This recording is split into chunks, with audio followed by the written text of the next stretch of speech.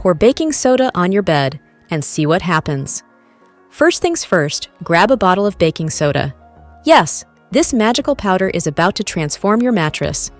You might be surprised to learn just how effective baking soda can be for cleaning and refreshing your sleeping space. Let's use a hot soldering iron to make some holes in the lid of the bottle. This little trick will help you sprinkle the powder on the mattress faster and more evenly, making the whole process a breeze. While you're getting ready, let me know which city you are watching this video from, so I can give you a shout-out in my next uploads. Today's shout-out goes to Donna from Illinois. Thanks for tuning in. Now it's time to get to work. You're going to sprinkle the baking soda generously across the entire surface of the mattress. Don't hold back. This powder is a powerful odor neutralizer and moisture absorber, perfect for tackling any unpleasant smells or stains. Once you've covered the mattress, let the baking soda sit for at least 30 minutes.